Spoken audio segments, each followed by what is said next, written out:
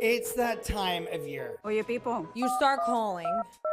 Because you want the goods. Hey, Kristen, you got that coquito? It's coquito. Just being real. It's a little annoying, so here it is. We are going to teach you how to make it. Disclaimer to all my coquito making boricuas, before you get crazy with it, this is not your titi's recipe. This is not your abuela's recipe. This is a basic recipe for everyone. So no. Puerto Ricans take their coquito recipes very seriously. Okay, so let's talk ingredients. You're going to need evaporated milk, cream of coconut, coconut milk, leche condensada or condensed milk. You're gonna need vanilla extract, cinnamon, and of course, white rum.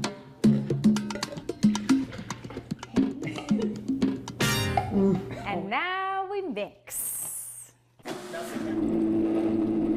So I'm half Puerto Rican, Cuba Rican, Boricuban, whatever you want to call it. So we obviously honor a lot of different traditions in my house. And this one, the coquito thing, has become my own. I bring it into our home. I am the coquito queen. Coquito is special for me and my family every holiday season, especially with my grandmother. She's the one who taught me how to make it. Hello, this is the way I make coquito. My grandmother was a single mother of 5, trying to get by in New York, and she actually sold coquito to get by and to even make a living. Salud. Thank you. I don't really remember how I learned to make coquito or who taught me. What I do remember is all the years that I spent living in different cities across the country, making coquito, drinking coquito during the holidays, made me feel at home. Time for the rum. I usually just put a cup.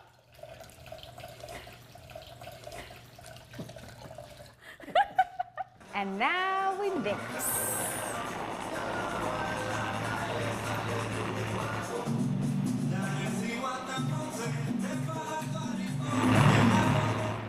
This should be enough for 2 bottles. And you always want to remember to leave enough space to shake. But you have to like really shake it a lot. You need to put it in the refrigerator first.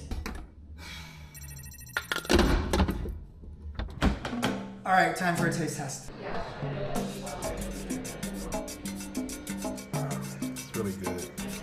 It just takes me back to every holiday.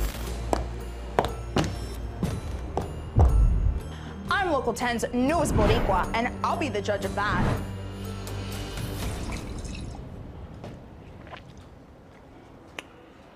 Oh my God.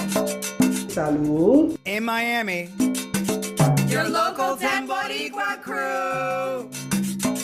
Happy holidays! Jacob and Matilda Nestor's love story began in the 1940s, high school sweethearts. Right after high school, pretty much he had to go into the war, World War II. So before he went, he married my mother. After the war, Jack and Dolly started their family. My brother was first, and then I came. They did everything together. The couple moved from New York to Miami in the 60s. Jack was an inventor and artist. He created medical instruments for doctors. Their daughter, Irene Fisher, says he had 16 patents. It was a caliber that he made to measure beauty. The couple ran Nestor Engineering in Miami's Wynwood neighborhood. And if anybody needed a job, he would give them a job, but he would pay them daily. And that's how Victor Jones came to his office. Victor Jones did odd jobs for the Nestors. On December 19th, 1990, he robbed the couple and stabbed Dolly before stabbing Jack. He fought him off, this 20-year-old man, for like 20 minutes at least, until he gave way. But before he did, he shot him. When police arrived, they found Jones still inside. They saw him sitting on the couch with my mother's pocketbook in his lap and a bottle of whiskey. Jones survived the shooting. He was convicted and sentenced to death. 35 years later, Jones will be put to death, and Fisher plans to attend his execution. Yes. She says it will be closure. I do forgive him. I forgive him because it's important for me to forgive him. I won't forget it. Hidden in the mangroves, a road crew in the Florida Keys making an unusual discovery.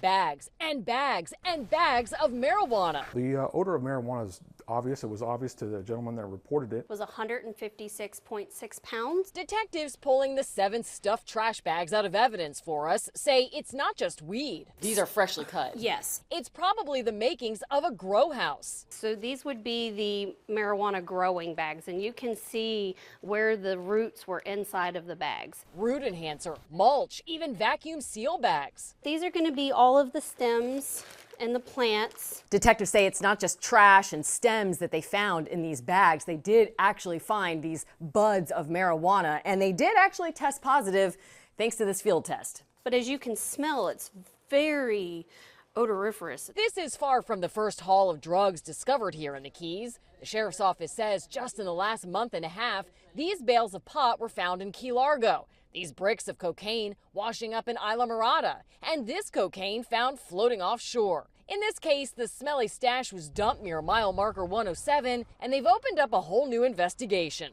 Grow operations that are increasingly complex, especially in South Florida, they're used to finance other things. The message to that road crew? Thank you. Thank you for the help. Andiamo in their last days of business. The iconic Asteria del Tetro in North Bay Village said goodbye after 40 years. As many South Florida restaurants struggle to stay open. After 20 years, the Miami Beach Italian spot Sardinia shut down too. One of the first dishes we put in the menu. Still there, around the corner on Sunset Harbor. Hamachi ceviche that was served with tostones. Chef Jose Mendy. The flavor is going to be Japanese and Peruvian. His Pub Belly Sushi. Ginger, garlic, soy. Still serving a flavor explosion 15 years in. Jalapeno, cilantro. What's become a Miami Beach staple recently had its quinceañera.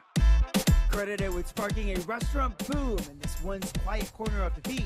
I don't pat myself in the back or anything like that. This concept of a low-key spot for foodies started in 2010.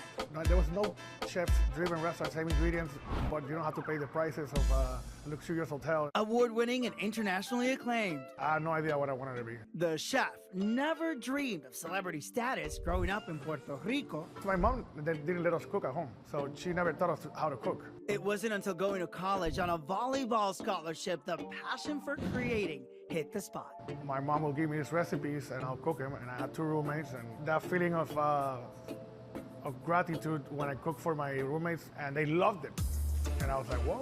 This Boricua's global journey from Nobu London to Nobu Miami and so much more along the way fuels a fusion of Japanese and Latin flavors in this unpretentious corner. And receiving your flavors in a way that is not stuffy and it's always so welcoming. Obviously, the number one is the buttercrab roll. He says his secret to resilience in this market isn't just in the sauce. Consistency, the great relationship we have with our neighbors, and the overall experience. Pub Belly Sushi has expanded to 6 locations across South Florida. When's Pub Belly Sushi going to Puerto Rico? Very soon. See? Yeah. Has Bad Bunny had Pub Belly Sushi? Yeah. He was walking through there and nobody knew who he was. Tostones and ceviche in hand.